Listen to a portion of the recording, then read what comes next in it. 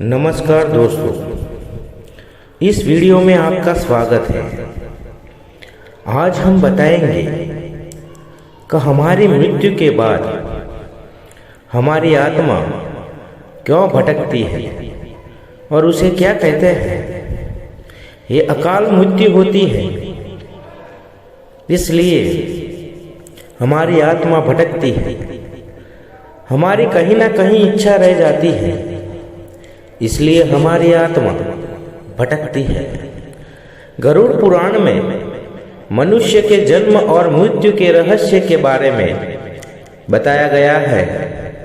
गरुड़ पुराण में बताया गया है कि मृत्यु की काल यानी कि समय है और जन्म मृत्यु का समय निकट आता है तो जीवात्मा से प्राण और देह का वियोग हो जाता है।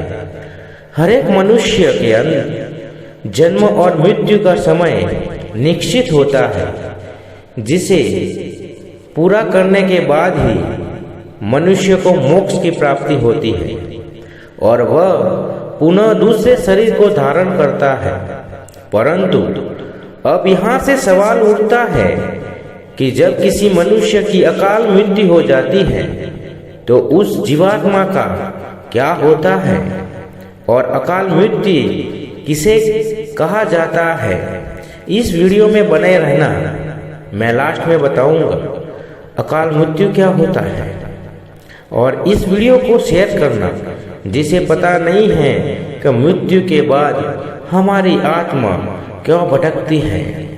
तो गरुड़ पुराण में अकाल मृत्यु के कई तरीके बताए गए हैं। जब कोई व्यक्ति भूख से तड़प कर मर जाता है, किसी हिंसक जानवर द्वारा उसकी हत्या कर दी जाती है या फिर किसी जहरीले पदार्थ के सेवन से व्यक्ति की मृत्यु हो जाए, पानी में डूबकर उसकी मौत हो जाती है तो उसे अकाल मृत्यु कहा जाता है। तो दोस्तों, इस वीडियो को शेयर करो अपने परिवार में, दोस्तों में, जिनको पता नहीं है कि मृत्यु के बाद हमारी आत्मा क्यों भटकती है। तो वेदों में मनुष्य की उम्र 100 साल निर्धारित की गई है, लेकिन जब कोई व्यक्ति जानबूझकर धर्म का त्याग कर देता है या उसके शरीर में इतनी ताकत नहीं रहती कि वह धर्म कार्य कर सके तो व्यक्ति की अकाल मृत्यु हो जाती है। वही गरुड़ पुराण में इस बात का भी वर्णन किया गया है कि व्यक्ति के पिछले जन्मों में कर्मों के कारण भी उस अकाल मृत्यु का सामना करना पड़ता है। अकाल मृत्यु हो जाने के कारण मनुष्य के कई इच्छाएं अधूरी रह जाती हैं, जिन्हें वह अपनी इन इच्छाओं को पूरा करने के लिए आत्माएं अपने परिवारजनों को कष्ट पहुंचाती हैं। अकाल मृत्यु के बाद मनुष्य भूत पिशाच की योनि में कई वर्षों तक पृथ्वी लोक पर भटकती रहती है। वहीं दूसरी ओर गरुड़ पुराण के अनुसार प्राकृतिक मौत से मरने वाले लोग 13 या 45 दिन में दूसरा जन्म प्राप्त कर लेते हैं।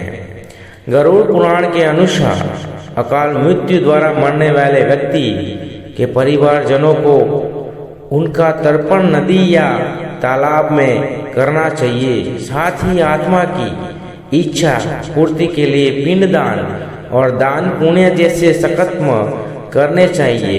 यह सकर्म कम से कम 3 से 4 वर्षों तक करना चाहिए, तभी जाकर आत्मा को मुक्ति मिलती है।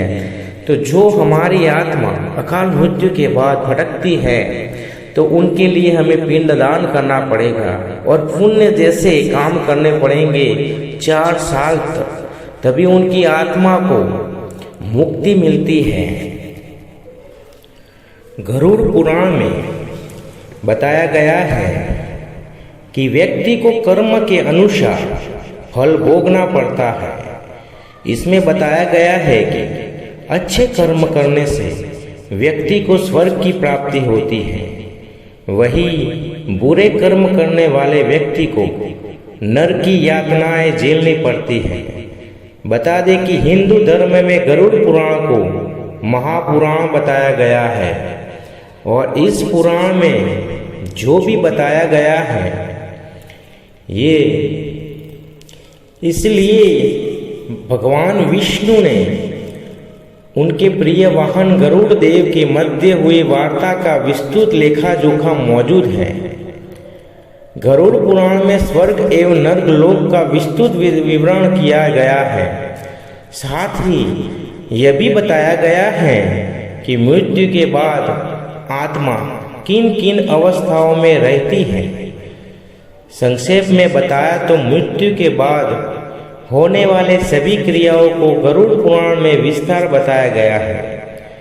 इसमें बताया गया है कि देह त्यागने के बाद आत्मा शरीर को बदलती है।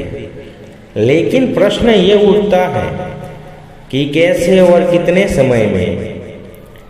गरुड़ पुराण में बताया गया है कि जब एक आत्मा शरीर त्यागती है तब सबसे पहले वह यमलोक जाती है। वहाँ यमलोक 24 घंटे के लिए आत्मा को रखते हैं और व्यक्ति के कर्मों को दिखाया जाता है।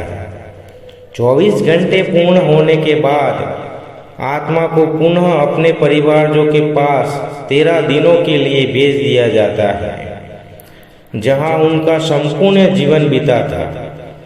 13 दिन के बाद आत्मा अंतिम बार यमलोक की तरफ प्रस्थान करती है।